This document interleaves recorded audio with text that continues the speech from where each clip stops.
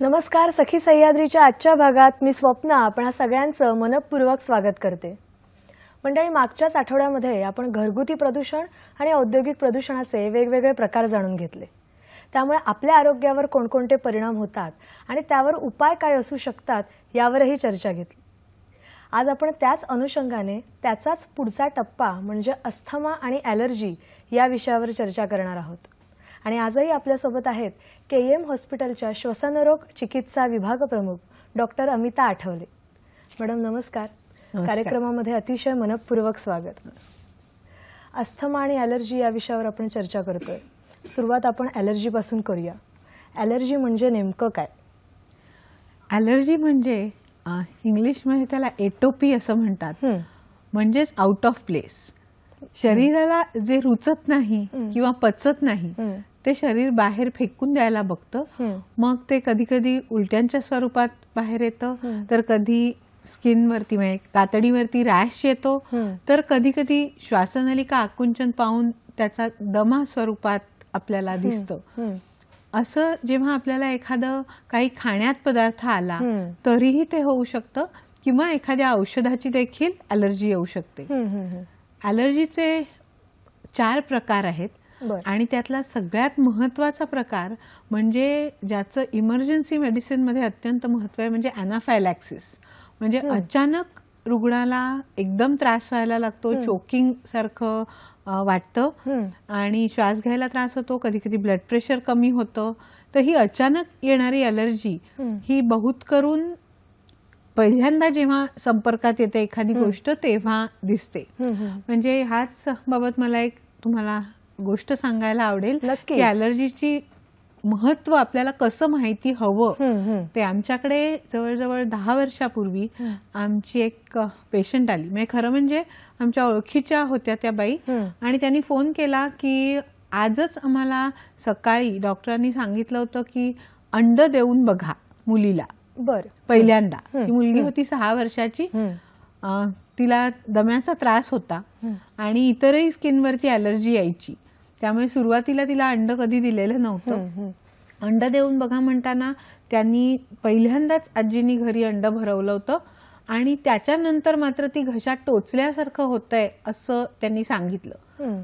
घरून KMला पोचेपर्यंत ती मुलगी जवळजवळ निळी पडलेली होती. आजींनी ही जी आम्हाला माहिती पुरवली की तिला आज आम्ही नवीन एक पदार्थ इंट्रोड्यूस केला किंवा पहिल्यांदाच खायला दिला, त्यामुळे आम्ही निदानापर्यंत झटकन पोचू शकलो. उपाय त्याच्यावरती सोपा असतो. ॲड्रेनलिन म्हणून एक इंजेक्शन असतं, ते द्यायचं असतं. पण हे माहिती असल्यानंतर आम्ही ते झटकन वापरू शकलो. अक्षरशः 15 मिनिटात मुलगी उठून बसली. गोष्ट इथे संपत नाही. त्यानंतर ती जेव्हा जवळजवळ 11 वर्षाची होती तेव्हा ती एका बर्थडे पार्टीला गेलेली होती. खास तिच्या मैत्रिणीची पार्टी होती आणि त्यांनी हिला अंड चालत नाही म्हणून एगलेस केक मात्र मागवला होता. कधीही अंड न खाणारी, अगदी बाहेरचं काहीच न खाणारी इतकी शहाणी मुलगी आहे ती. तिने मात्र ते एगलेस केक आहे म्हणून मात्र तो खाल्ला. त्याच्यानंतर तिला पहिल्यांदा तिला जसा त्रास जाणवला होता त्यासारखाच त्रास वाटायला लागला. मात्र ह्यावेळेला तिला माहिती होतं की आपल्याला ह्याचंच कदाचित असू शकेल, पण एगलेस केकनी होऊ शकेल. पण अशा वेळेला आपल्याला जर तर करायला वेळ नसतो. पुन्हा ती हॉस्पिटलमध्ये तिला बोलावलं, ते लोक आले, आपण परत औषधं तिला देऊ शकलो, ती घरी गेली.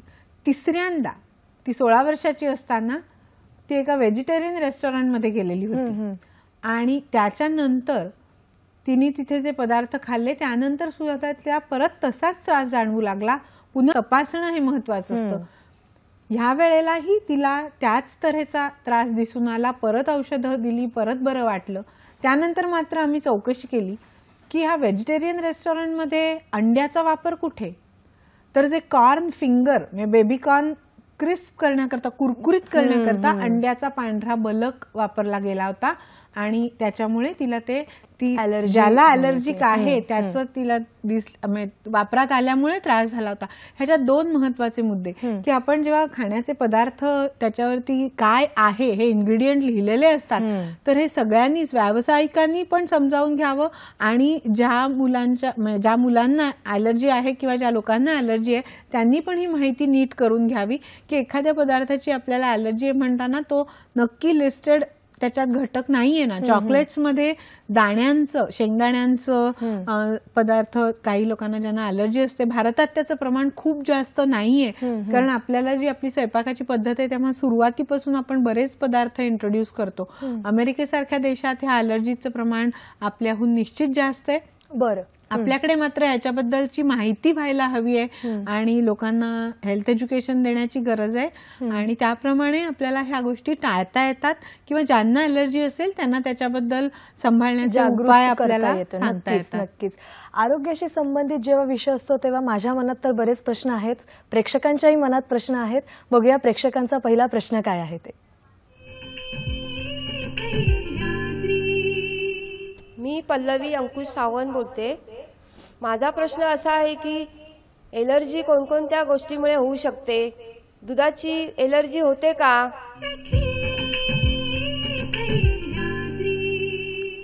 ॲलर्जी म्हणजे शरीराला एखादी वस्तू न स्वीकारता शरीराने दिलेली रिॲक्शन म्हणजे ॲलर्जी असं तुम्ही म्हणालात. त्यांचा प्रश्न तोच आहे की ॲलर्जी नेमकी कोणकोणत्या गोष्टीमुळे होते? ॲलर्जी कोणत्याही गोष्टीची होऊ शकते असं म्हणायला हरकत नाही. त्यांनी जे विचारलं दुधाची ॲलर्जी होऊ शकते का, हो जरूर होऊ शकते. दुधामधली जी प्रथिनं असतात त्याची ॲलर्जी होऊ शकते किंवा काही काही वेळेला लॅक्टोज इंटॉलरन्स देखील दुधाच्यातला असू शकतो. त्याच्याप्रमाणे त्याची लक्षणं दिसतात आणि सुरुवातीला मुलांच्यात अगदी साधं उलट्या होणं हे त्याचं लक्षण असू शकतं. मी अगदी स्वतःचंच उदाहरण सांगते. माझ्या मुलीला मिल्क इंटॉलरन्स होता, म्हणजे मिल्क ॲलर्जी असं म्हणता नाही येणार. पहिल्यांदा जेव्हा तिला बाहेरचं दूध गाईचं दूध दिलं तेव्हा त्यानंतर तिला एकावर एक उलट्या होऊ लागल्या. उलटी म्हटल्यानंतर इन्फेक्शन नाही ना हे नक्कीच मनात येतं, पण ती ॲलर्जी होती. त्यानंतर तिला जवळजवळ गाईचं नाही तर म्हशीचं चालेल का, म्हशीचं नाही तर लॅक्टोजन फॉर्म्युलाच्या सारखं काही चालेल का, अशी सगळी दूध देऊन बघितली. पण 2 वर्षापर्यंत तिला कोणतंच दूध पचलं नाही. पण त्यानंतर मात्र आता ती 21 वर्षाची, तिला आज सगळ्या तऱ्हेचं दूध पचू शकतं. त्याच्यामुळे त्याच्यावरती डिसेन्सिटायझेशन किंवा हळूहळू आपण काही वेळेला इंट्रोड्यूस तो पदार्थ करू शकतो. काही वेळेला मात्र पहिल्यांदा मी मगाशी उदाहरण सांगितलं तसं अॅनाफायलॅक्सिस जर असला तर मात्र तो पदार्थ कधीही परत द्यायचा नसतो आणि हे आपल्याला डॉक्टर सल्ला देऊ शकतात की आपली ॲलर्जी नेमकी कोणत्या पद्धतीची आहे आणि आपण ते परत वापरू शकतो का ते, किंवा काही वेळेला ते टाळणं हे श्रेयस्कर असतं. पुढल्या प्रेक्षकांचा प्रश्न काय आहे तो आधी आपण पाहून घेऊया.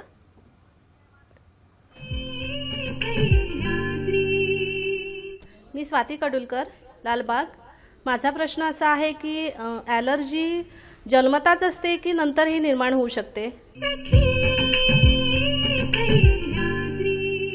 ॲलर्जी जन्मजातच असते की नंतर निर्माण होऊ शकते? म्हणजे कधी जसं तुम्ही म्हणालात की एखादा पदार्थ खाण्यात आला किंवा एखाद्या वस्तूच्या संपर्कात आलो तर ॲलर्जी झाली, तर असे काही प्रकार आहेत का की जन्मजात असू शकते? खूप महत्वाचा प्रश्न आहे. ॲलर्जी जन्मजात असू शकते आणि ती लवकर देखील लक्षात येऊ शकते, पण कधी कधी ती लवकर लक्षात येत नाही. त्याला हायजीन हायपोथेसिस असं म्हणतात. म्हणजे आता वातावरणात अनेक घटक आहेत, धूळ आहे, इतर पोलन्स आहेत, म्हणजे परागकण आहेत की ज्याच्याला आपण ॲलर्जिक असू शकतो. त्या ॲलर्जीचा लोड जेव्हा एका पर्टिक्युलर लेव्हल पर्यंत असतो तेव्हा ती ॲलर्जी काही वेळेला दिसत नाही, लक्षात येत नाही. पण त्याचा लोड एका पर्टिक्युलर लेव्हलच्या वर गेला की मग मात्र आपण ज्या ज्याला गोष्टींना ॲलर्जिक आहोत त्या सगळ्या गोष्टींची ॲलर्जी आपल्याला दिसू शकते. आत्ताच आमच्याकडे गेल्या महिन्यात एक पेशंट आल्या होत्या, त्यांना अस्थमामुळे ऍडमिट करायला लागलं होतं.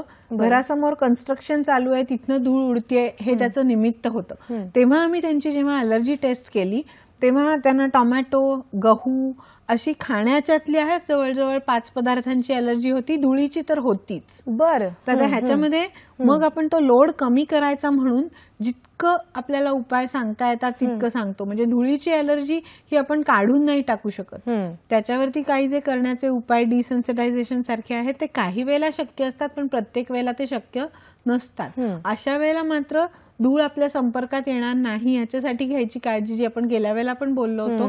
पण साधं ओल्या फडक्याने पुसणं, सुक्या फडक्याने किंवा झटकून धूळ न टाकता किंवा एखाद्या जागी पडदा वापरणं. आपण घरातली जी अपहोल्स्ट्री असते म्हणजे कोचांचं जी कव्हर्स असतात ती रेक्झिन सारख्या कापडाची जर का केली तर ती स्वच्छ पुसून घेता येतात. ती जर का फर अशा सारख्या कापडाची असली तर मात्र त्याच्यात धूळ अडकून बसते.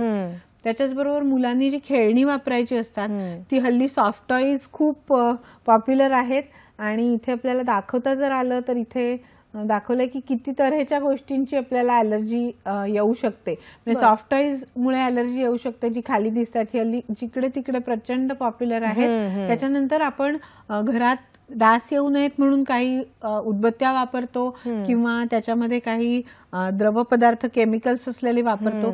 ज्यांना त्याची ॲलर्जी आहे त्यांना तो त्रास होऊ शकतो. अतिशय पॉप्युलर असलेले वेगळ्या वेगळ्या रंग असलेले वेफर्स आणि कोल्ड्रिंक्स ह्या दोन्हीमध्ये जे रंग असतात म्हणजे नुसतं कोल्ड्रिंक्स मधलं थंडपणा हे एकच कारण घसा खराब व्हायला नसून त्याच्यात जो रंग असतो त्याच्यात डायऑक्सिन्स नावाची जी केमिकल्स असतात ती त्रासदायक ठरू शकतात. ह्याच्याच मध्ये एक चायनीज रेस्टॉरंट सिंड्रोम म्हणून सांगितलेलं आहे की जे चायनीज पदार्थांचा स्वाद वाढवायला अजिनोमोटो हा घटक त्याच्यात घातला जातो. त्याला मोनोसोडियम ग्लुटामेट हे त्याचं केमिकल नाव आहे.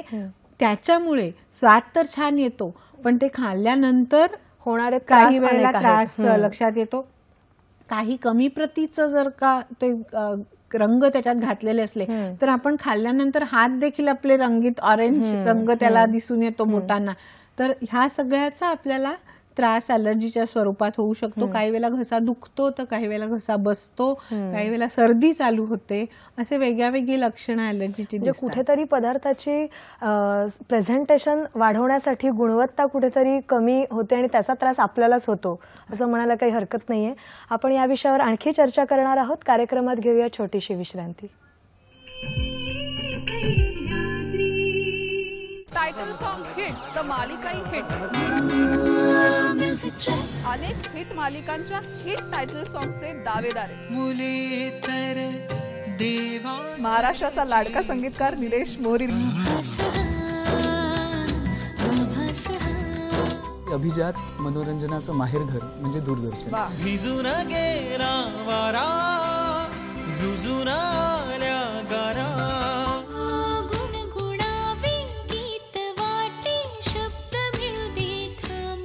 तुझ्या उराच्या घरट्यामध्ये मी शिरतो होऊन या वादळ. म्युझिक ट्रॅक दर शनिवारी सायंकाळी 7:30 आणि दर रविवारी दुपारी 2 वाजता.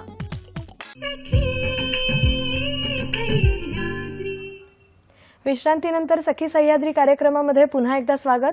अस्थमा आणि ॲलर्जी या विषयावर आपण आज चर्चा करतोय. मॅडम तुम्ही सांगितलं की ॲलर्जी जन्मजात असते किंवा मग एखाद्या वस्तूच्या संपर्कात आल्यानंतर एखादा पदार्थ खाण्यात आल्यानंतर ती ॲलर्जी बळावते. पण मग ॲलर्जी एखाद्या गोष्टीची झाली आहे हे नेमकं कसं ओळखावं? म्हणजे लक्षणं कधी कधी पुरळ उठतं, सूज येते, या व्यतिरिक्त आणखीन काही लक्षणं आहेत का ओळखण्यासाठी? होय, विझिंग किंवा छातीतनं शिळ घातल्यासारखा आवाज येणं किंवा खूप शिंका येणं आणि नाकातनं पाणी डोळ्यांना खाज सुटणं, कानात खाज सुटणं ही ॲलर्जीची लक्षणं असू शकतात. एखाद्या ठिकाणी एकाच पर्टिक्युलर जागी स्किनवरती खाज सुटणं त्याला एक्झिमा असं म्हणतात. तर ॲलर्जिक प्रकृती असलेल्या लोकांना हा एक्झिमा असं दिसतो. क्वचित कातडी कोरडी असल्यामुळे सुद्धा ही खाज सुटू शकते. तर ते आपण डॉक्टरांकडनं निश्चित करून घ्यायचं असतं की हा एक्झिमाच्या सारखा प्रकार आहे का नुसतं कोरडी त्वचा झाल्यामुळे त्रास झालेला आहे, ते आपल्याला कळू शकतं. आता समजा एखादा आजार आहे तो कधी कधी गुणसूत्रांच्या दोषामुळे होतो किंवा कधी कधी अनुवंशिकतेमुळे पुढच्या पिढीकडे तो येतो. मग ॲलर्जीच्या बाबतीत काय सांगता येईल की ॲलर्जी अनुवंशिक असू शकते का? होय, ॲलर्जी अनुवंशिक निश्चित असू शकते. म्हणजे आई आणि वडील दोघांना असेल तर मुलांना ॲलर्जिक प्रकृती असण्याची शक्यता 50% एवढी असते. एकाच आईला किंवा वडिलांना असेल तर ती 25% असते, पण आई वडिलांना दोघांनाही नसेल तरी मुलांच्यात ॲलर्जी नव्याने येऊ शकते. मग त्याचं मूळ आपण आधीच्या पिढ्यांच्यात म्हणजे आजी आजोबांच्यात हे शोधू शकतो. पण ती गुणसूत्रांची रचना जशी असते त्याच्यावरती ते ठरतं की आपल्याला एखाद्याची ॲलर्जी होणार आहे की नाही. आणि दुसरं ॲलर्जीचं असं आहे की आपण ज्या गोष्टीला ॲलर्जिक आहोत त्याचा जर संपर्क कधी आलाच नाही तर ते लक्षातच येत नाही. म्हणजे आता उदाहरणार्थ ही रंगांची जी ॲलर्जी आहे त्याचा जर संपर्क कधी आलाच नाही तर काही सुरुवातीपासून लक्षात येत नाही की आपल्याला त्याची ॲलर्जी आहे. किंवा आता पेनिसिलिन सारख्या औषधांची ॲलर्जी जी येते की ज्याचा अॅनाफायलॅक्सिस सारखं म्हणजे जीवावर बेतायची वेळ येते, ते सुद्धा पेनिसिलिन हे आपण नेहमी कुठे वापरतो. त्यामुळे अशा वेळेला त्याचा आपण टेस्ट डोस देऊन आधी बघतो. टेस्ट डोसची देखील ॲलर्जी खूप मोठ्या प्रमाणात येऊ शकते आणि म्हणूनच तो कायम हॉस्पिटलमध्येच जिथे सगळी इमर्जन्सी आयुधं उपलब्ध आहेत अशा ठिकाणीच द्यायचा असतो. आणि म्हणूनच आपण घरी इंजेक्शन्स देणं रेकमेंड कधीच करत नाही, हॉस्पिटल्समध्येच द्यावी हे तेवढ्या करतात. मग अशी तुम्ही म्हणालात की ॲलर्जीचे 4 प्रकार आहेत एकूण. एक प्रकार जो आहे तो अतिशय धोकादायक आहे, जीवाला धोका संभवू शकतो. इतर 3 प्रकारांविषयी काय सांगाल तुम्ही? इतर प्रकार त्यातला दुसरा आहे ज्याला एटोपी असं म्हणतात, तो अतिशय कॉमन आहे, ज्याच्यात इम्युनोग्लोबिलिन ई म्हणजे त्याच्या आपण जे आता टेस्ट करतो त्याच्यामध्ये ही एक ब्लड टेस्ट सांगितली गेलेली आहे. इम्युनोग्लोबिलिन ई हे तपासून बघितलं जातं, त्याची लेव्हल त्याच्या पातळीपेक्षा कितीतरी पटीनी आपल्याला वाढलेली दिसते. त्याच्यावरनं आपल्याला लक्षात येतं की कोणत्या तरी प्रकारची ॲलर्जी आहे. आता त्याच्या पुढची एक स्टेप म्हणजे आपल्याकडे एलायझा ही जी मेथड आहे त्यांनी आपल्याला रक्तातलं रक्त तपासून काही ज्याच्याबद्दल स्टँडर्डाइज केलं गेलेलं आहे की ॲलर्जी लेव्हल किती, अशा काही घटकांची म्हणजे उदाहरणार्थ हवेतली बुरशी किंवा धुळीमध्ये इथे आपल्याला जे चित्रात दाखवता आलं तर डस्ट माइट ज्याला म्हणतो आपण, म्हणजे धुळीचा एक छोटा जंतू त्याला डर्मॅटोफायसस स्टेरोनेसियस असं म्हणतात किंवा डर्मॅटोफायसस स्टेरिने, आपल्याला डोळ्यांना दिसत नाही, मायक्रोस्कोप खाली आपल्याला बघायला लागतं. इथे जे किड्यासारखं जे दिसतंय ना ते आहे. किंवा आता बाजूला कुत्र्याचं एक चित्र दाखवलंय ते एवढ्या करता की ॲनिमल डॅन्डर म्हणजे मांजर किंवा कुत्रा हे आपल्याकडे पाळीव प्राणी आपण मोठ्या प्रेमाने घरी ठेवतो, पण त्याच्यातलं जे डॅन्डर म्हणजे त्यांच्या स्किनच्या खालचे स्केल्स जे असतात त्याची ॲलर्जी असू शकते. बरं. आणि अशा वेळेला मात्र ते मांजर कुत्रा पाळू नका हे सांगून मात्र खूपदा चालत नाही, कारण पुष्कळ वेळेला माणसांचं त्याच्यावरती खूप भावनिक संबंध झालेला असतो, रिलेशन तेवढं त्यांच्याशी झालेलं असतं, अगदी घरातली व्यक्ती अगदी. आणि अशा वेळेला मग त्या प्राण्यांची काळजी कशी घ्यायची आणि आपली घरातली स्वच्छता कशी बाळगायची हे सांगण्याची गरज असते. त्यांना विशिष्ट प्रकारचे साबण लावून त्यांना जर धुतलं आठवड्यातनं निदान 2दा तरी आणि त्या स्केल्स कमी होतील ह्याची काळजी घेतली आणि घरात आपण त्यांना अगदी स्वतःच्या गादीवरती यायला दिलं नाही की जिथे ते माणूसही वावरतं तिथे जर झोपण्याच्या जागी किंवा बसण्याच्या जागी तिथे जर त्यांचे केस पडू दिले नाही, केस आणि डॅन्डर्स पडू दिले नाही तर मग त्याच्यापासून आपल्याला बचाव करता येतो. पण त्यांच्यावरती इमोशनल डिपेंडन्सही माणसांचा असतो आणि त्याचीही काळजी आपल्याला घ्यायला लागते. कुठेतरी आपल्याला त्रास होणार नाही असं सगळं ठरवून त्यांची काळजी घेतली तर नक्कीच फरक पडू शकेल. पुढचा प्रेक्षकांचा प्रश्न काय आहे तो आधी आपण पाहून घेऊया. मी संगीता सुधीर कोटले बोलते काळा चौकीवरून. माझा असा प्रश्न आहे की ॲलर्जी बरोबर दमा असतो का आणि दम्यासाठी दिलेल्या इन्हेलरची सवय लागते का? अस्थमा आपला हा दुसरा विषय आहेच, तर ते अस्थमा म्हणजे नेमकं काय हेही सांगा आणि ॲलर्जी आणि अस्थमा यांचा परस्पर संबंध कसा असू शकतो? होय, जवळजवळ 50% दम्याच्या रुग्णांना ॲलर्जी आपल्याला आढळून येते. आता दमा म्हणजे काय हे जर आपल्याला सांगायचं असेल तर दमा हा अतिसंवेदनाशील श्वसन मार्ग असं मी त्याला म्हणीन. म्हणजे दमा हा म्हटलं तर आपल्या श्वसन मार्गाचा स्वभाव आहे.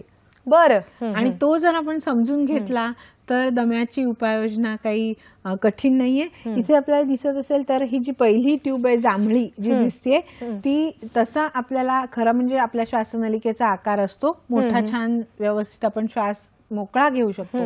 आपल्याला जेव्हा दमा होतो किंवा ती श्वासनलिका जेव्हा आकुंचन पावते तेव्हा त्याचं हे लाल जे दिसतंय दुसऱ्या ट्यूबमध्ये तसा आकार छोटा बारीक होऊन जातो आणि मग आपल्याला श्वास आत घ्यायला जितका त्रास होतो त्याच्याहून जास्त श्वास बाहेर ठेवायला, आपल्याला बाहेर सोडायला त्रास होतो. आणि त्याच्यामुळे आपण श्वास घेताना साधारण 500 ml, अर्धा लिटर हवा आत घेतो. श्वास सोडताना मात्र जवळजवळ 480 mlच हवा बाहेर टाकली जाते. त्यामुळे प्रत्येक श्वासामागे आपण साधारण 20 ml हवा ही आत आपली साठत जाते. आणि मग एक वेळ अशी येते की आपली फुफ्फुसं पूर्ण हवेनी भरून जातात, फुगा भरल्यासारखं पूर्ण भरलेल्या अवस्थेत, की जिथे आपल्याला श्वास सोडताही येत नाही आणि आत घेताही येत नाही. आणि मग चोकिंग सेन्सेशन वाटायला लागतं. आणि ह्याच्याच करता आपल्याला श्वसन मार्गावरती जी औषधं काम करतात त्याचा वापर करायला लागतो, किंवा कशा तऱ्हेने श्वसन करावं हे त्या रुग्णाला शिकवायला लागतं. पण त्वरित औषधं घेणं हे त्याच्यात सगळ्यात महत्वाचं असतं. कारण आता मी दाखवलं त्याच्याप्रमाणे अक्षरशः एखाद्या स्ट्रॉ इतका लहान आकार श्वसन मार्गाचा होतो. म्हणजे जेव्हा लहान मुलांना दमा असतो तेव्हा त्यांच्या आयांना शिकवताना आम्ही नेहमी सांगतो की मुलांना काय होतं हे तुम्हाला जाणून घ्यायचं असेल तर तुम्ही नाकाला चिमटा लावा, स्ट्रॉ तोंडात धरा आणि त्यातनं श्वास घ्यायचा प्रयत्न करा, की ते फिलिंग मुलांना येत असतं. आणि हे समजणं खूप महत्वाचं असतं. कारण खूपदा असं समजूत असते की परीक्षा आली की दमा बळावतो त्याचा, पण परीक्षा आणि सीझन चेंज हे कधी कधी ओव्हरलॅप होतात. म्हणजे मार्च महिन्यात सीझन बदलायला लागतं, थंडी संपायला लागते, परीक्षा आलेल्या असतात. ऑक्टोबर महिन्यात देखील तसंच होतं, 6 परीक्षा. आणि त्यावेळेला मात्र वाटतं की परीक्षा आली की आजारी पडतो. पण त्याचं कारण वातावरणातले बदल हेही असू शकतं. आणि मग एखाद्याला जर ॲलर्जी असेल तर ती नेमक्या त्याच वेळेला ती ॲलर्जी होते. ह्याच्यात परत एक मी गोष्ट सांगितली की आमच्याकडे अशाच एक शिक्षिका होत्या, त्या आल्या की माझा मुलगा परीक्षा असली की त्याला जायचं नसतं शाळेत, त्याच्यामुळे तो आजारी पडतोय. तर आम्ही अस्थमामध्ये नुसतं त्याला औषध करतोच, ते तर आपलं कामच आहे. पण त्याच्याबरोबर केईएम मध्ये जे पर्यावरण प्रदूषण संशोधन केंद्र आहे त्यामार्फत आपण इतर वातावरणात कोणते कोणते घटक आहेत की जे कारणीभूत ठरतील तेही बघतो. अशा वेळेला जेव्हा आमचे सोशल वर्कर्स त्यांच्या घरी गेले आणि सायंटिफिक ऑफिसर त्यांच्या घरी गेले तेव्हा लक्षात आलं की त्या मुलाचं टेबल खुर्ची अभ्यासाची जिथे होती त्याच्या बाहेर आपली जी कोंबड्याची झाडं असतात ना, की जो साधारण एप्रिलकडे फुलायला लागतो, त्या ह्याचं परागकण आणि तिथे पॉलिनेटिंग ट्रीज जी होती ती खूप प्रमाणात होती. त्यांनी औषध योजना तर केलीच, पण त्या मुलाची टेबल खुर्चीची जागा मात्र बदलली आणि त्याच्यानंतर मात्र पुढच्या वर्षी त्रास झाला नाही. त्याच्यामुळे हे समजून घेणं की आपल्याला ॲलर्जी असू शकते का आणि मग ती नेमकी कुठच्या घटकांमुळे आहे ही माहिती करून घेणं हे खूप गरजेचं आहे. मग ह्या मुलांना सांगायला लागतं की स्वतःचं टेबल खुर्ची पुसताना ओल्या फडक्याने पुसून घ्या, किंवा झोपताना त्यांचं जे अंथरूण पांघरूण असतं ते स्वच्छ ठेवणं गरजेचं असतं. निदान आठवड्यातनं एकदा निश्चित धुतलं जावं. आणि ते स्टोअर करताना मात्र काळोख्या जागी की जिथे धूळ आहे अशा जागी, खूपदा आपल्याकडे बेडच्या आतमध्ये स्टोरेज असतं आणि धूळ तिथे असते, त्याच्यामुळे हे माहिती करून घेऊन त्याची स्वच्छता राखणं की मग आपल्याला दमा किंवा ॲलर्जी होतच नाही, औषधांचं प्रमाण कितीतरी कमी येऊ शकतं. त्यांनी विचारलं की तो आनुवंशिक असतो का. मला वाटतं नाही, इन्हेलर म्हणजे अस्थमासाठी जे औषधं उपचार असतात, इन्हेलर जे आहेत त्याच्यामध्ये त्याची कितपत सवय लागू शकते या सगळ्या बाबतीत आपण चर्चा करणारच आहोत. कार्यक्रमात घेऊया छोटीशी विश्रांती.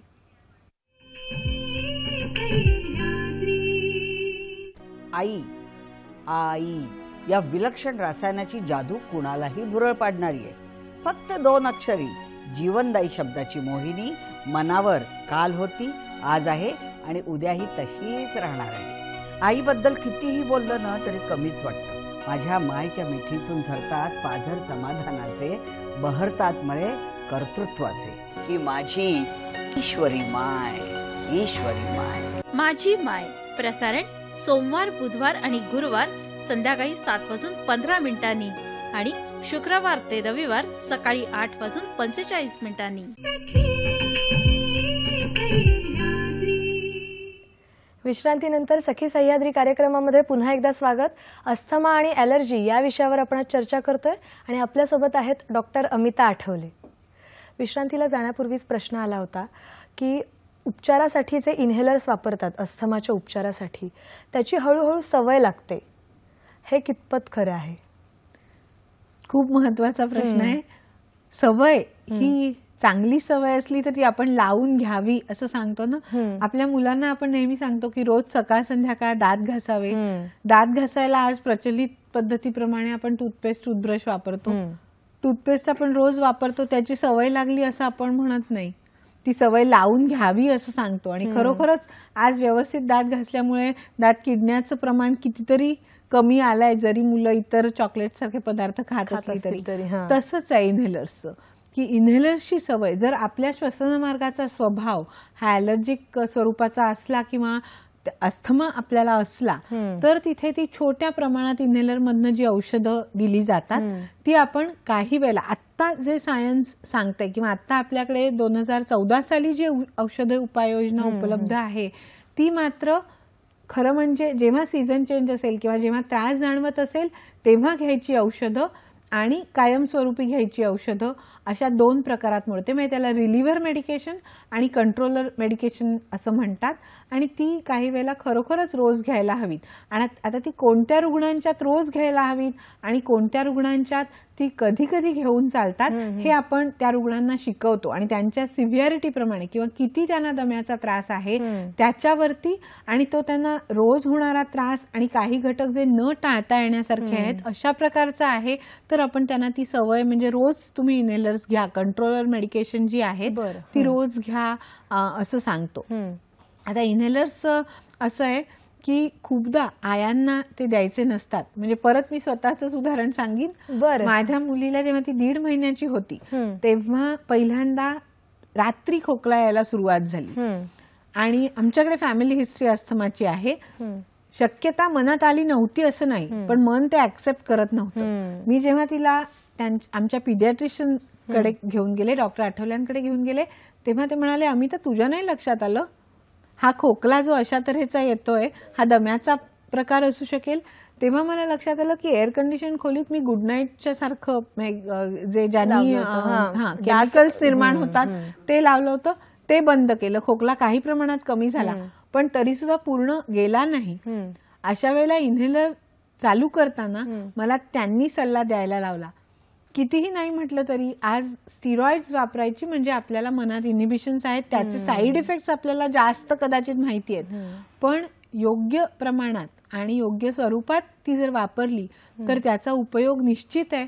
आणि दमा असून काम करणं हे अत्यंत कठीण असतं.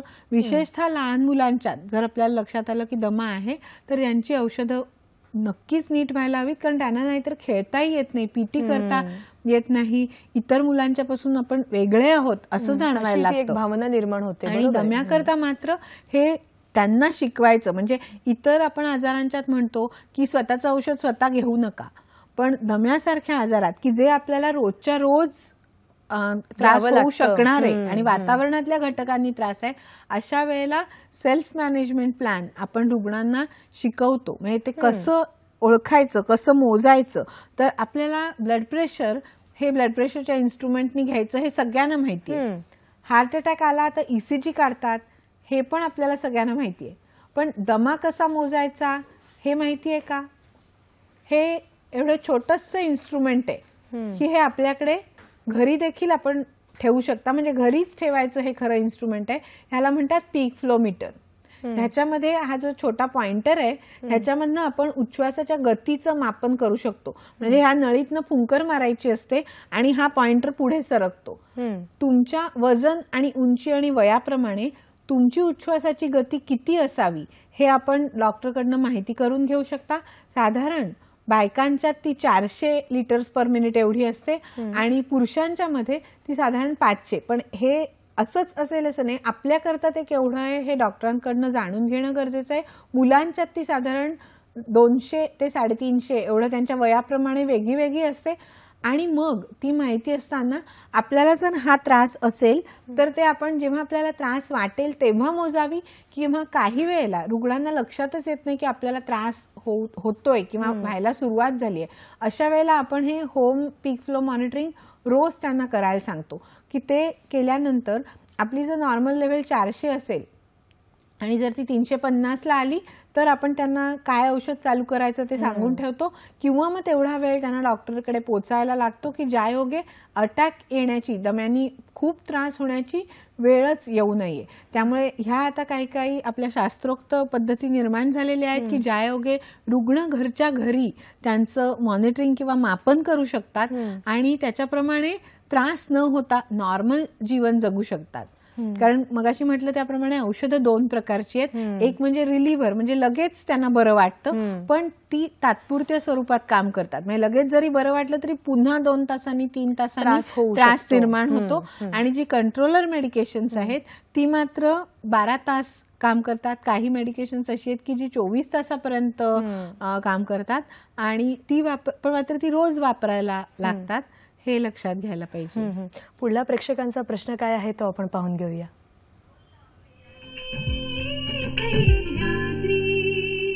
मी स्मिता कृष्णा अंबावले परळ व्हिलेजमधून बोलते आहे.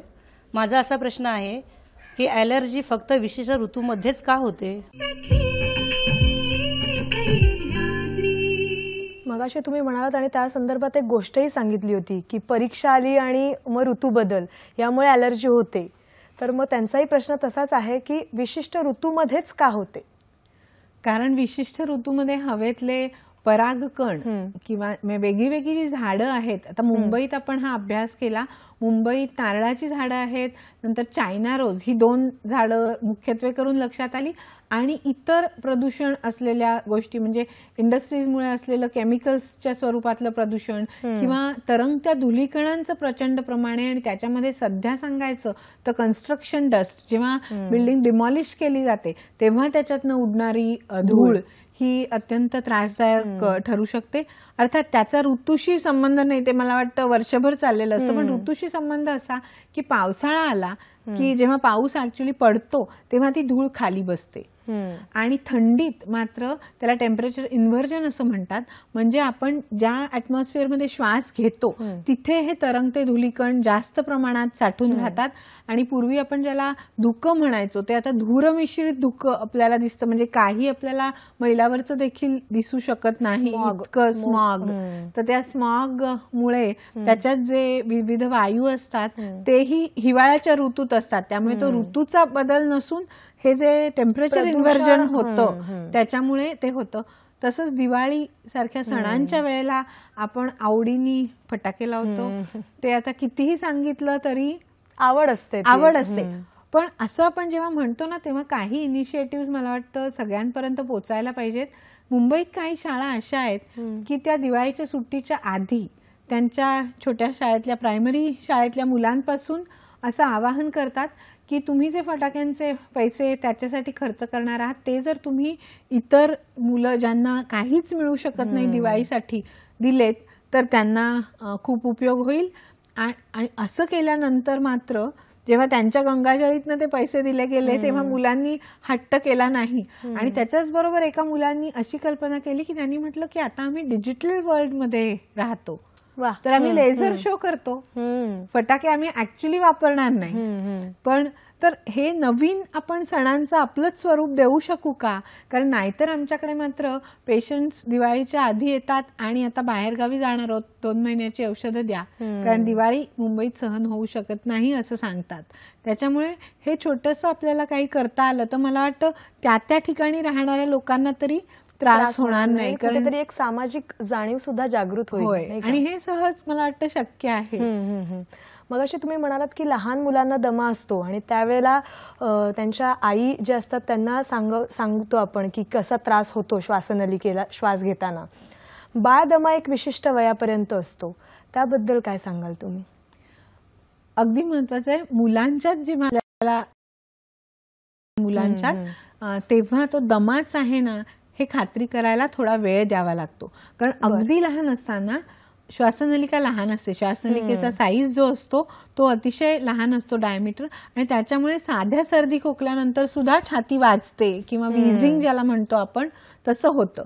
त्यावेळेला औषधं जी वापरायची असतात ती आपण दम्यात वापरतो त्याच सारखी असतात, पण त्यांनी मात्र दमाच असेल असं नाही. त्याची चाचणी ही योग्य तऱ्हेने करून घेऊन ते ठरवणं गरजेचं असतं. दुसरं एक महत्वाचं म्हणजे अगदी लहान मुलांच्यात काही वेळेला खोकला येत राहतो, म्हणजे फॉरेन बॉडी ज्याला म्हणतात, आणि हे मोठ्या माणसांच्यातही होतं.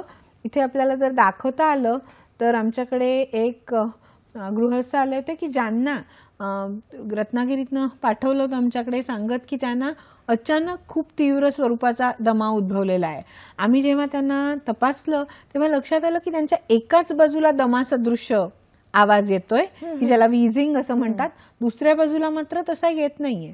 मग आम्ही त्यांचा एक्सरे केला, आपल्याला इथे दाखवता आलं तर ही फुटपट्टी दिसते आणि त्याच्यामध्ये एक छोटा जो दगडाच्या सारखं दिसतंय तो सुपारीचा तुकडा आहे.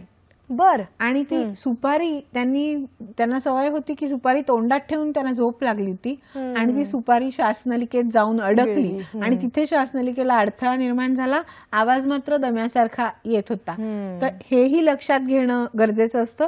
जास्त करून जेव्हा दम्याची औषधं दिल्यानंतर बरं वाटत नाही तेव्हा इतर काही श्वासनलिकेत अडथळा नाही ना हे बघणं गरजेचं असतं. लहान मुलांच्यात मात्र चणे दाणे ते चुकून नाकात गंमत म्हणून घालण्याची प्रवृत्ती असते आणि नाकात घातल्यानंतर तो फुगतो आणि मग ते ब्लॉक होतं. तर हे कॉमन गोष्टी आहेत आणि ह्याच्यात अगदी बारकाईने लक्ष ठेवणं हा मला वाटतं एकच आपण मुलांच्या बाबतीत तरी तेच शक्य आहे. पुढचा प्रेक्षकांचा प्रश्न काय आहे तो पाहून घेऊया.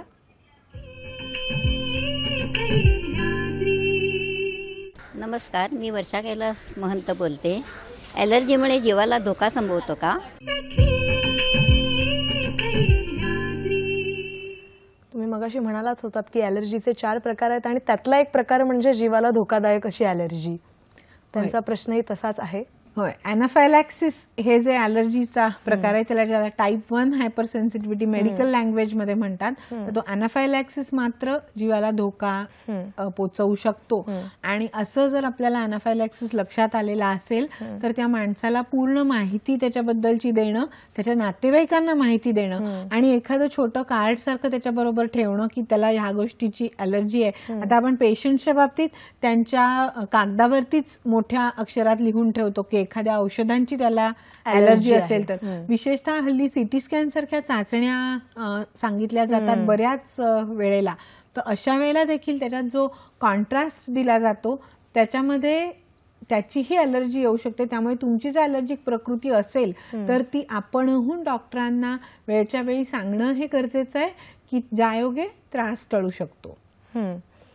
मगाशी तुम्ही म्हणालात की अस्थमा बाळदमा सुद्धा असू शकतो आणि मग वेगवेगळ्या वयात होऊ शकतो. मग असं काही आहे का की जसं जसं वय वाढत जातं तसा तसा अस्थमा बळावतो? आता खरं म्हणजे ज्या उपाययोजना उपलब्ध आहेत त्यांनी जर आपण योग्य औषध उपाययोजना केली तर तो वयपरत्वे वाढू नये तर कमीच व्हायला हवा. श्वसनाचे व्यायाम आहेत वेगळे वेगळे, त्याच्यात प्राणायाम ही आपली पूर्वीपासून आलेली जी पद्धत आहे ती अगदी महत्वाची आहे. इकडे आपल्याला चित्रात दाखवता आलं तर KM रुग्णालयात आपण यांची शिबिरं घेतो आणि आपल्या पेशंट्सना हे श्वसनाचे व्यायाम शिकवतो की जे त्यांनी जर रोज केले तर जवळजवळ अर्धा लिटर पर्यंत फुफ्फुसाची कपॅसिटी आपल्याला वर्षभरात वाढलेली दिसते. आणि त्याच्याबरोबर दम्याची जी औषधं आहेत जी इन्हेलरच्या स्वरूपात येत आहेत, मगाशीच आपण सवय लागते का नाही ते म्हटलं, तर ती इन्हेलरच्या स्वरूपात असलेली औषधं मात्र योग्य तऱ्हेने घ्यायला हवीत.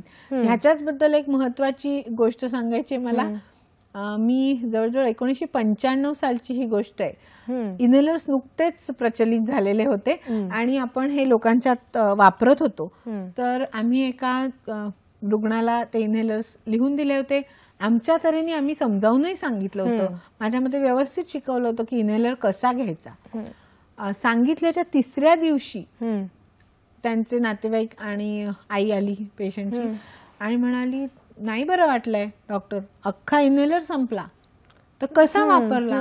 तर इन्हेलर हा स्प्रे आहे, म्हणजे त्याच्यात तो दाबल्यानंतर त्याच्यातनं ती वाफ बाहेर पडते आणि ही वाफ त्यांनी रूम फ्रेशनर सारखी खोलीत वापरली होती, पेशंटला दिलीच नव्हती.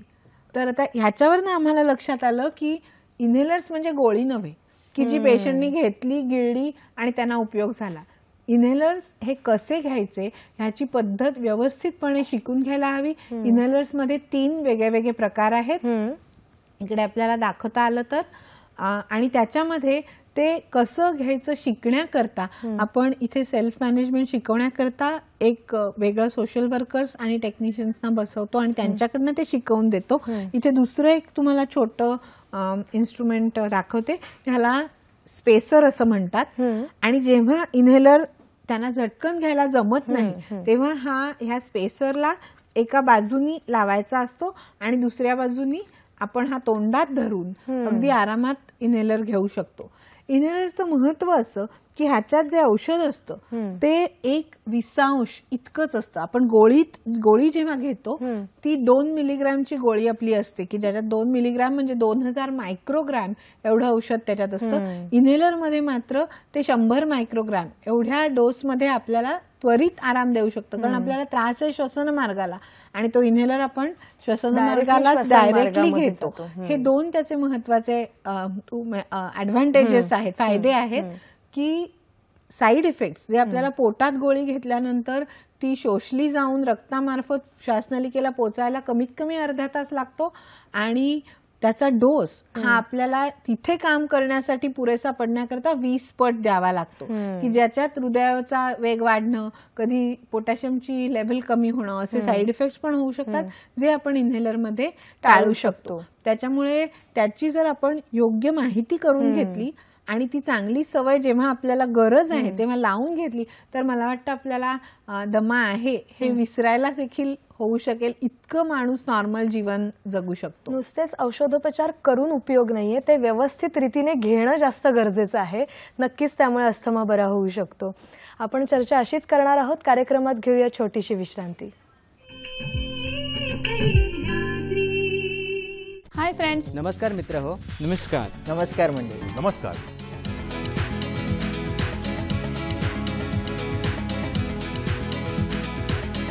हे अगदी सिंपल असं चार्ट आहे. कॉन्टिनेंटल आहे पण एकदम सिंपल सोपी आहे. तुम्ही नक्की घरी करून पहा आणि रिफ्रेश व्हा. व्हेज मेयोनेज पण आपल्याला बनवता येते. वाव, मस्त.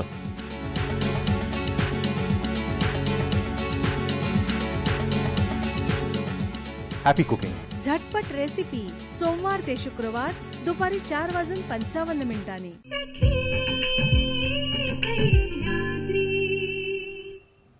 विश्रांतीनंतर सखी सह्याद्री कार्यक्रमामध्ये पुन्हा एकदा स्वागत. अस्थमा आणि ॲलर्जी या विषयावर आपण आज चर्चा करतोय. अस्थमावर योग्य उपचार पद्धती आणि ती योग्य पद्धतीने घेण्याची पद्धत हे जर समजा आपण जाणून घेतलं तर अस्थमा नक्कीच बरा होऊ शकतो किंवा त्या व्यक्तीला त्रास होऊ शकत नाही, नाही का मॅडम? आता असाही लोकांचा समज आहे की समजा ढगाळ वातावरण झालं तर अस्थमाच्या पेशंट्सना श्वास घ्यायला त्रास होतो किंवा ऋतूमधला बदल, जसा आपल्या प्रेक्षकांचा प्रश्नही आला होता, तर असं काही आहे का? होय, व्यक्तिरित्या प्रकृती कोणत्या रुग्णाला कुठे आणि कोणत्या ऋतूत त्रास होईल हे त्याच्या प्रकृतीवरती ठरतं. आता ढगाळ वातावरण झाल्यानंतर हवेतली जी आर्द्रता वाढते काही वेळेला किंवा काही वेळेला बुरशीचं प्रमाण त्यावेळेला वाढतं, त्यामुळे ज्यांना त्याच्यापासून त्रास आहे त्या लोकांना त्रास होऊ शकतो. त्यामुळे काही लोक मुंबईत आल्यानंतर त्यांना चांगलं वाटतं तर काही लोकांना कोरड्या हवेत गेल्यानंतर बरं वाटतं. हे प्रत्येक रुग्णाच्या प्रमाणे वेगळं वेगळं असतं आणि त्याच्याप्रमाणे ते ठरतं. त्यामुळे त्यांच्यासाठी काय आहे हे त्यांच्याकरता तो उपाय धरला जातो. हा एक झाला ऋतूमधला बदल, पण कुठेतरी एक भावनिक संबंध असतो का अस्थमाचा त्रास होण्यासाठी? म्हणजे त्यामुळे श्वास वाढणं किंवा धाप लागणं असं काही होऊ शकतं का? भावनिकरित्या अस्थमाशी काय संबंध? होय, भावनिकरित्या म्हणजे तो भावनांचा इमोशनल आजार नव्हे, पण भावनांमुळे अस्थमा बळावू शकतो. आता ह्याच्याच बद्दल एक गोष्ट अशी आहे, आमच्याकडे एका रुग्णा म्हणजे बाई होत्या, त्यांना श्वासाचं मशीन लावायला लागलं होतं, व्हेंटिलेटर लावायला लागला होता आणि दुसऱ्या दिवशी त्यांचे मिस्टर आले आणि ते म्हणाले, डॉक्टर त्यांना सांगा की माझी ट्रान्सफर रिव्हर्ट झाली आहे, माझी ट्रान्सफर झाली होती, आता परत माझी मुंबईत बदली झाली आहे, एवढं तुम्ही त्यांना सांगा. आम्ही खरोखरच त्यांना कानात सांगितलं की म्हटलं काळजी करू नका, तुमच्या मिस्टरांची परत मुंबईत बदली झाली आहे. आणि दुसऱ्या दिवशी आम्ही त्यांना श्वासाच्या मशीनवरनं काढू शकलो. तर हा इमोशनल ऍस्पेक्ट जो आहे तो लक्षात घेणं गरजेचं असतं. ह्याचा अर्थ त्यांच्या मनासारखंच करत राहायचं असं नाही. विशेषतः लहान मुलांच्या बाबतीत हे लक्षात घ्यायला लागतं, पण त्यांना समजावून सांगून. मगाशी मी पाळीव प्राण्यांच्या बद्दल सांगितलं ते सुद्धा की पेट्सच्यामुळे किंवा पाळीव प्राण्यांच्यामुळे जो होणारा त्रास असतो तेव्हा पाळीव प्राण्यावर त्या माणसाचं प्रेम असतं, त्याच्याबरोबर ते जगत असतात, त्यामुळे ते प्राणीच काढून टाका असं आम्ही सांगत नाही. तर त्यांची योग्य काळजी घेऊन आपला त्रास कमी करा हे लक्षात घेणं गरजेचं असतं. सो हे इमोशनल ॲस्पेक्ट्सही ह्या आजाराचे लक्षात घेणं गरजेचं आहे आणि ते त्या माणसाला समजावून सांगितलं तर मला वाटतं ट्रीटमेंटच्या दृष्टीने पण त्याच्यात जास्त फायदेशीर उपयोग होतो. आता हे जे अमावास्या पौर्णिमेला काही वेळेला म्हणतात की हे त्रास होतात, तर हे अजून संशोधन आपलं पुरेसं व्हायचंय की गुरुत्वाकर्षणाचा ह्याच्याशी काही संबंध असू शकेल का. कारण बरेच पेशंट्स हे आम्हाला अमावास्येला त्रास होतो किंवा पौर्णिमेला त्रास होतो हे असं म्हणतात आणि आपल्याकडे काही ऑल्टरनेटिव्ह थेरपीजही त्याच्यावरती, ते पौर्णिमेच्या रात्री काही गोष्टी मासा गिळायला द्यायच्या वगैरे ह्या गोष्टी सुद्धा प्रचलित आहेत. त्याच्यावरती देखील शास्त्रोक्त पद्धतीने जेव्हा अभ्यास झाला तेव्हा असं लक्षात आलं की त्या छोट्या माशामध्ये एका तऱ्हेचं स्टिरॉइडच आहे. मात्र ते जायची पद्धत जरी वर्षानुवर्ष चालत आलेली असली तरी काही वेळेला तो मासा गिळला न जाता श्वासनलिकेत अडकूनही त्रास पेशंटना झालेला आहे. त्याच्यामुळे आम्ही तो रेकमेंड करत नाही, तो आमचा अभ्यास नाही त्याच्यावरचा, पण ह्या पद्धती उपलब्ध आहेत आणि ह्याचे असे समजही बरेच उपलब्ध आहेत. त्याच्यावरती पूर्ण संशोधन मी म्हणेन झालेलं नाहीये, आपल्याला त्याची पूर्ण माहिती आजही नाहीये. जसं तुम्ही मगाशी म्हणालात की ॲलर्जी ही जन्मजात असू शकते किंवा ती अनुवंशिकही असू शकते. अस्थमाच्या बाबतीत काय सांगता येईल? म्हणजे बाळदमा तर असतोच, आपण असं आता चर्चा केलेलीच आहे, पण मग अस्थमा अनुवंशिक असतो का? होय, अस्थमा अनुवंशिक असतो आणि आई वडिलांना दोघांनाही असेल तर तो 50% शक्यता असते मुलांना येईल आणि एखाद्यालाच असेल तर 25% शक्यता. पण मगाशी सांगितल्याप्रमाणे इट कॅन स्किप जनरेशन्स. म्हणजे आई वडिलांना नसेल पण आजी आजोबांकडनं, काका मामांकडनं, कारण अस्थमाच्यासाठी 11 गुणसूत्र लक्षात आलेली आहेत ती वेगळ्या वेगळ्या रचनेनी असली की अस्थमाची सिव्हिअरिटी सुद्धा कमी जास्त प्रमाणात असते. म्हणजे काही वेळेला आई वडिलांना जरी खूप जास्त अस्थमा असेल तरी मुलांना नुसती अलर्जिक सर्दी दिसून येते. त्यामुळे त्याला अनुवंशिकता आहे, पण ते तितकंच असेल किंवा ते नक्कीच असेल. म्हणजे रक्ताद्वारे जे अनुवंशिक आजार काही आहेत की जे आई आणि वडील दोघांनाही असतील तर ते मुलांच्यात नक्की तेवढ्याच प्रमाणात येतात. थॅलेसेमिया सारखे जे आजार आहेत ते, तसं अस्थमाचं नाहीये. त्याची तीव्रता बदलते आणि तो होतोच असंही नाही. आणि दुसरं आणि सगळ्यात महत्वाचं की जेव्हा तो ॲलर्जिक असतो तेव्हा ज्याची ॲलर्जी आहे तो संपर्कच आपण जर का टाळू शकलो तर सगळ्यात उत्तम. नक्कीच पेशंट्सना होणारा त्रासही आपण टाळू शकतो.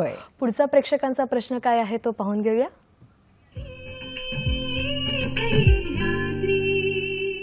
मी दीपा लाड बोलते. माझा असा प्रश्न आहे की अस्थमा ह्या आजाराची वाढ वयस्कर माणसांमध्ये का जास्त प्रमाणामध्ये दिसते?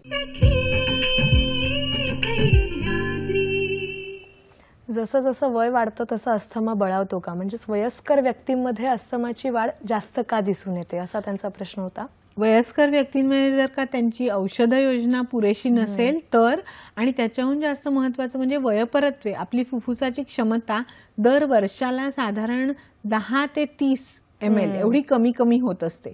त्याच्यामुळे जसं 60 वर्षाच्या वरती वय जातं तशी ती फुफ्फुस क्षमता कमी व्हायला लागलेली असते आणि तिथे आपण अस्थमा ओव्हरलॅप सिंड्रोम असं त्याला म्हणतात. म्हणजे क्रॉनिक ऑब्स्ट्रक्टिव्ह पल्मोनरी डिझीज जो आहे तो आणि अस्थमा ह्याचं एकत्रित स्वरूप आपल्याला फुफ्फुस क्षमता कमी झाल्यामुळे त्याची आपल्याला सिम्पटम्स ही जास्त दिसू शकतात. म्हणजे होणारा खोकला हा जास्त काळ चालतो किंवा कफ निघण्याचं जे प्रमाण असतं ते कमी होऊन जातं, चिकट होतो कफ, असे त्रास होऊ शकतात कारण तिथे स्नायू आपले शिथिल व्हायला लागलेले असतात.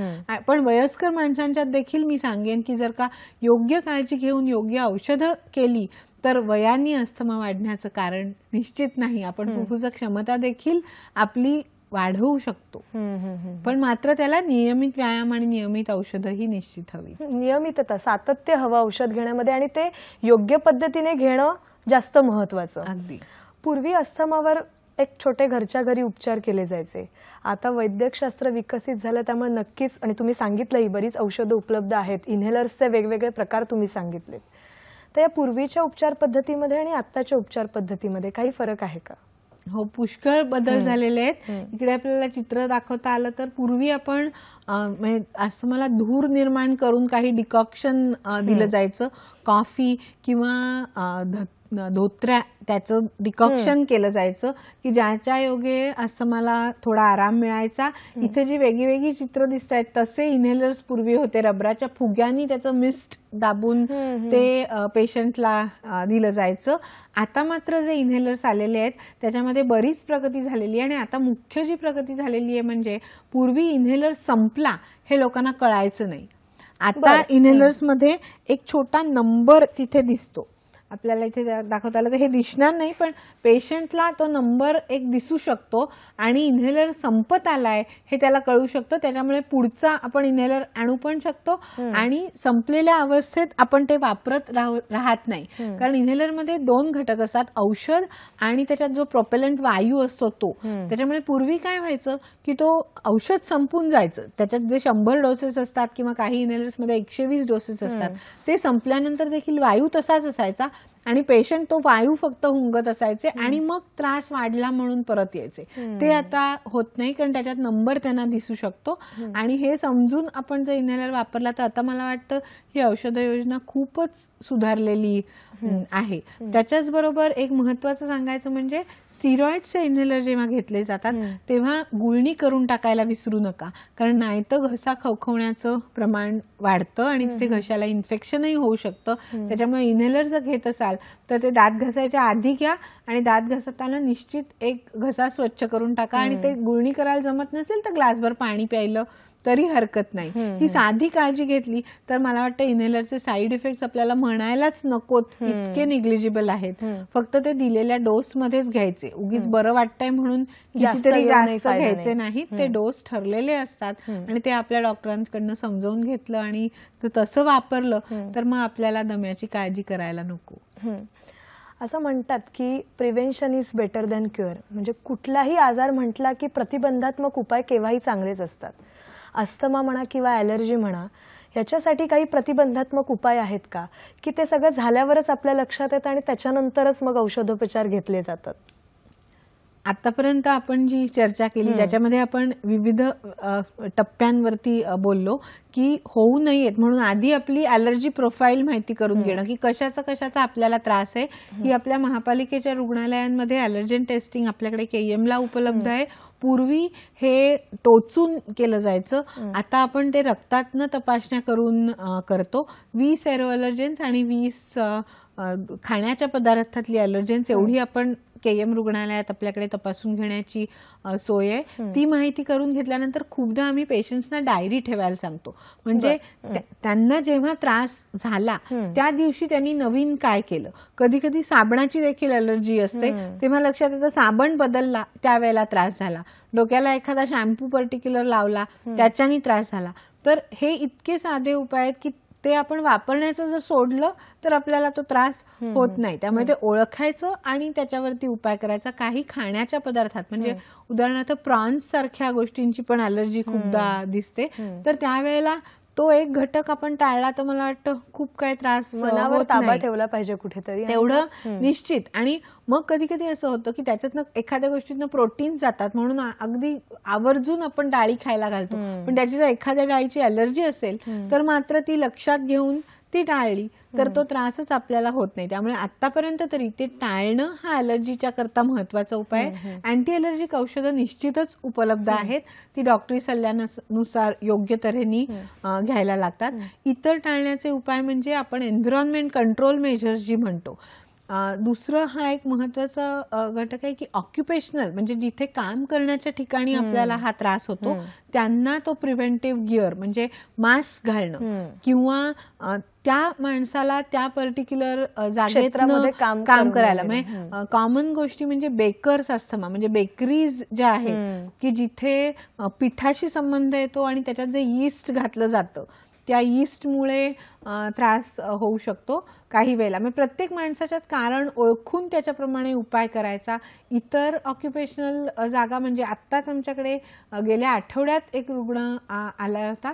तो एका वेअरहाऊसमध्ये काम करतो आणि हल्ली ऑनलाईन शॉपिंग झालेलं आहे. त्याच्यामुळे पूर्वी त्याचं काम होतं ऑफिसमध्ये बसून गोष्टींची इन्व्हेंटरी घ्यायची.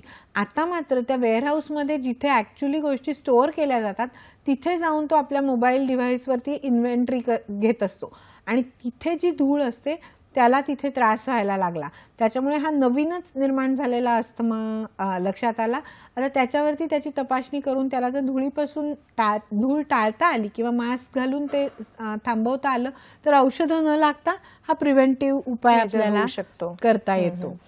जसं तुम्ही म्हणालात की साबणाची ॲलर्जी होऊ शकते, म्हणजे ती स्किनवर किंवा त्वचेची ॲलर्जी होते.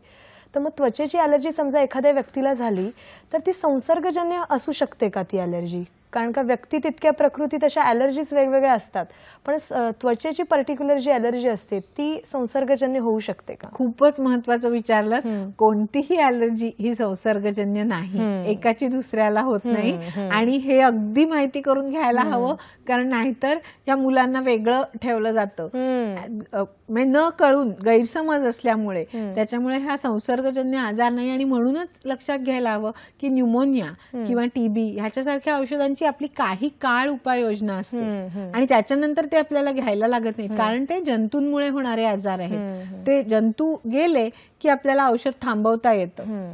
मात्र दम्याचं तसं नाही. तो आपल्या श्वासनलिकेचा, श्वसन मार्गाचा स्वभाव आहे, अतिसंवेदनशील श्वसन मार्ग आहे आणि त्याची काळजी घेऊनच राखायला हवी. औषधांमध्ये सातत्य ठेवलं आणि ती योग्य पद्धतीने घेतली तर नक्कीच अस्थमा आपण टाळू शकतो. आपण मागच्या 3 भागांपासून धूम्रपान आणि तंबाखू सेवनाचे दुष्परिणाम, त्याच्यानंतर घरगुती आणि औद्योगिक प्रदूषण, आजच्या भागामध्ये अस्थमा आणि ॲलर्जी याविषयी सगळं जाणून घेतलेलं आहे.